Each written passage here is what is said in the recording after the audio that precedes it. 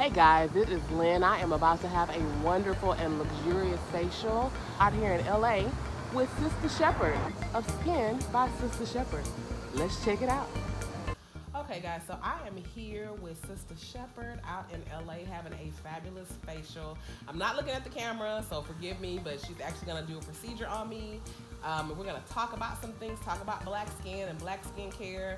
And guys, black will absolutely crack. Okay, it will. All right, maybe slower, but it's gonna crack. So I'm trying to keep my black from cracking because, as y'all know, I'm nearly 50.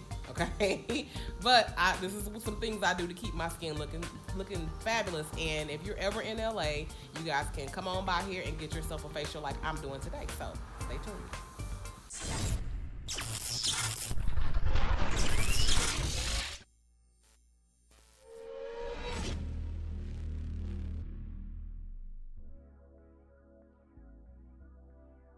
Yes, right now I am doing a pre-cleanse. Okay. A pre-cleanse. And so tell me about the pre-cleanser. I'm assuming it means exactly what you say. You clean it before the cleaning, right? Yes. Okay. I am cleaning before the cleaning, Okay. and I'm actually cleaning with some oils. Oh wow. Okay. So, So tell me, why is it beneficial to use oils versus, something more harsh? well, I like with the oils, the molecular structure of it is small enough so it can get down into the pores, Oh wow. and it has antioxidant properties. Okay. So what it does, it helps to pull that debris out of the pores. It helps to prepare the skin for the cleanser so it won't dry out your skin. Okay. And this is a 100% natural oil. And when I say no fragrance, no fragrance. Okay. I make this myself. So tell me, I guess being I guess what you call a layperson when it comes to facial care. I thought that oil was a bad thing. Is oil a bad thing? Tell me why oil, using oil in the way that you're using it, is a good thing. Well, oil is what keeps us from cracking. That's what keeps the black from cracking because okay. it lubricates the skin. Okay. A lot of people think because their skin, if it's already oily, that they shouldn't put oil on it. No, because when you try to dry it out, dry equals wrinkles. So if our skin is naturally oily, it protects our skin better. Okay. So it's warm weathers, colder weathers. It's a moisturizer, like a moisturizer, so that oil is good. Okay. So before you move on to the next step, tell everybody that may be watching, tell everybody who you are, how you got started, in this business, and what your goals are. My name is Monica, and I have a skincare studio, Skin by Sistah Sheppard in LA. I just opened it about a year ago. But I have been doing skin since I was a little girl, but I didn't get licensed until maybe 2013. Okay. So tell me where your motivation or your inspiration from caring for skin came from. My grandmother. Your grandmother. So tell me a little bit about your grandma.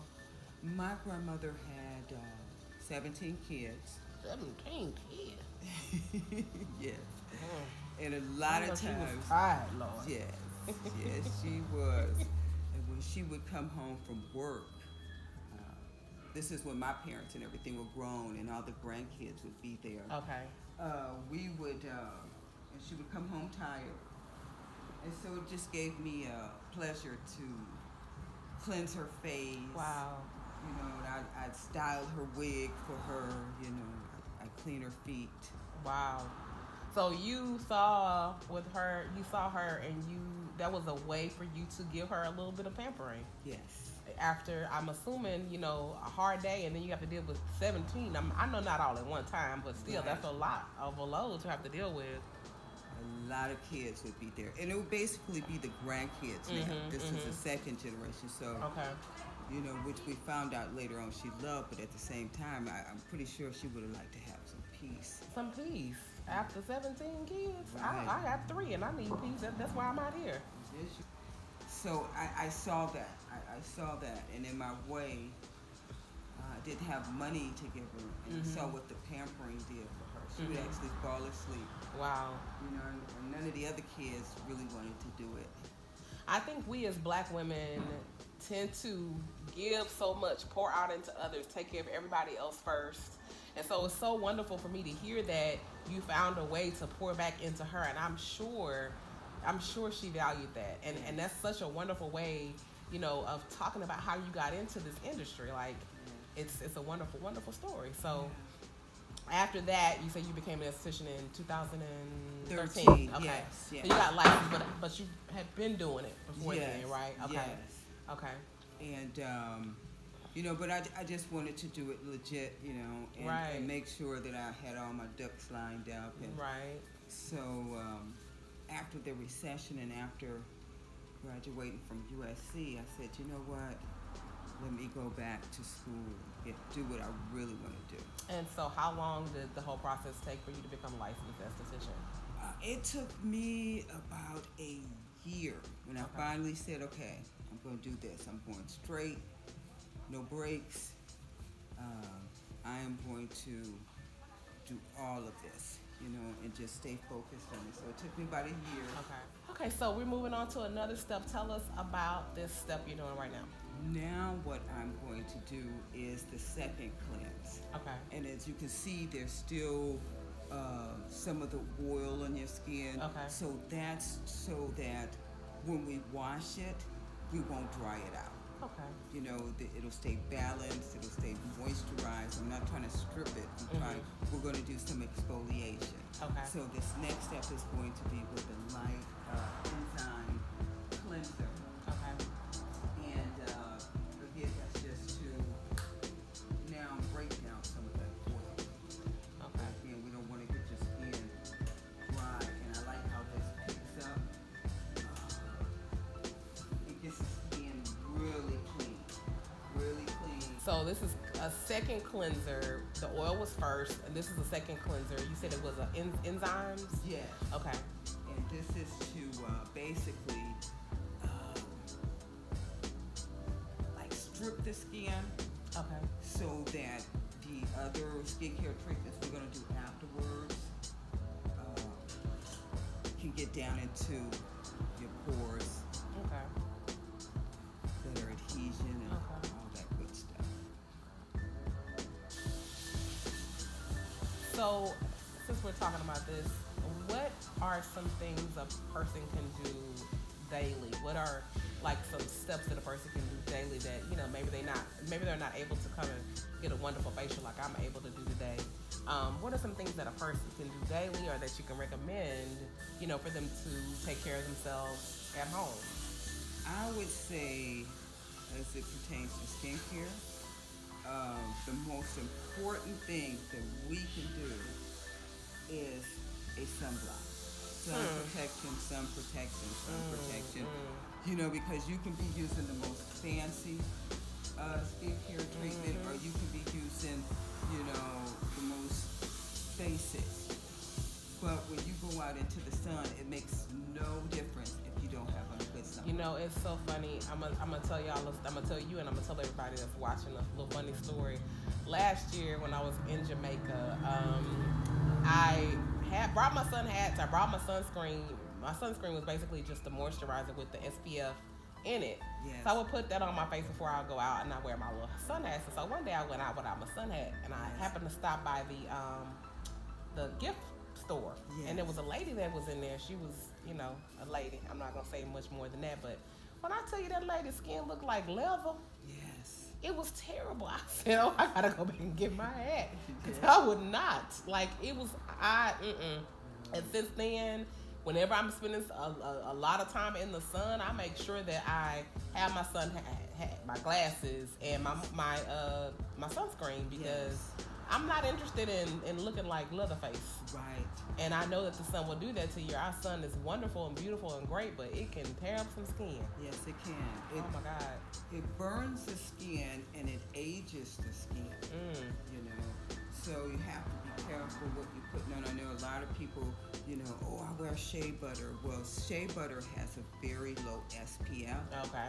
And you're not even sure if it has an SPF. At least when I'm buying something, there's some a small amount of assurance that they're standing behind their product. Right, right. Um, but you need an SPF of 15 or 15 or more. Yeah. Okay. I usually recommend 30. That way you know for sure Okay. you're getting the 15. Right. What are some things besides that a person can do for their body? Like, what do you? I know you basically are an expert in skincare, but what about skincare? I know skin is all over. So, what are some things that a person can do? You know, just day to day for your body skin besides your face. I would say a good cleansing. You know, we all be when you're in a good exfoliator, Okay. a good sugar scrub. Yeah, I stay away from salt because salt you really can't break down as much as sugar, and sugar disintegrates basically. But that salt tends to be a little cutting, and that's why and it's drying. It's more drying than sugar, right? Yes. Yeah. You notice when you get out and you spritz on some cologne, and all of a sudden you sting. You're like, what? So a good exfoliator. You can even use baking soda. What I'm going to do now is a light scrub. Okay. It's strawberry, almond. Has some other good stuff in there too. Papaya, bromelain, It sounds like enzyme a snack on that. Yes. And it smells really good. It too. does. It smells wonderful. Yes. I was gonna ask about, you mentioned, we, like, as the melanated people who are more melanated. Right. So is that a myth, or is that a melanated skin is a little bit more tolerant of the sun? Is that the truth? It is the truth. Okay. Because of the melanin, cells that we have because we have more pigment in our skin. So that is the protection. So good. Oh, and I want to eat it. It smells so good. Yes. I haven't had lunch. So the melanin that's in our skin, or that's present in our skin, helps us to tolerate the sun a little bit better. Yes. Okay. Yes. Okay. But that doesn't mean that we don't need to protect our skin. Right. It helps. It's an exfoliant. So tell me why someone would want to exfoliate their skin, and how often they might want to do it. It's based on the condition of their skin. Okay. But if someone tends to be oily, have oily skin, they may want to do a light exfoliation at home. Okay. Every 3 days. Oh, Nothing wow. harsh. Okay. It doesn't have to be big choppy stones. You don't want to use walnut or walnut powder because walnut does not break down. So you're basically just scratching the surface of your skin. Oh. You want, again, we can do a baking soda, we can do a clay if your skin is oily. Okay. And just for normal skin, they would do that less? Normal skin, yes, you would do it less. Okay. Oily skin is because if it gets congested, then you get those breakouts, so you're trying to prevent the breakouts. Okay. Normal skin, maybe once a week, again, a light scrub. It's a little wet, but it's Oh, that's fine. So this is hydration stuff. yes, this Okay. is hydration, and we have to turn this Okay. off.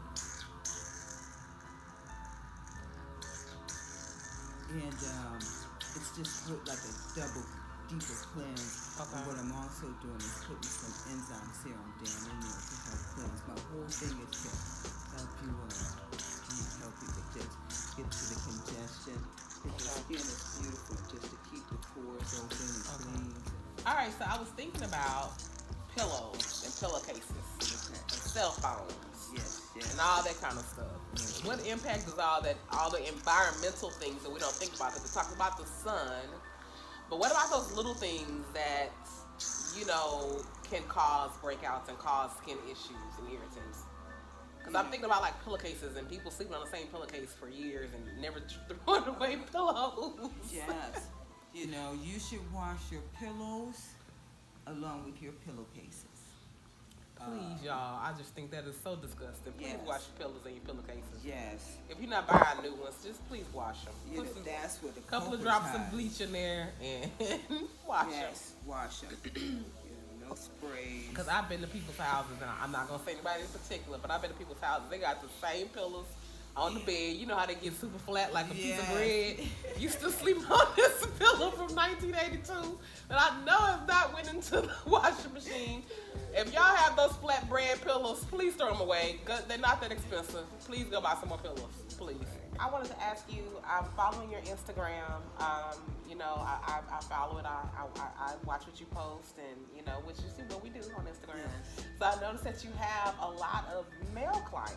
Yes. So I don't want you guys to think that I'm biased against my men folks. So let's talk about men and men's skincare, because you know that they need to take care of their skin too. So tell me a little bit about men and how you treat your guys that come in for their treatments. You know,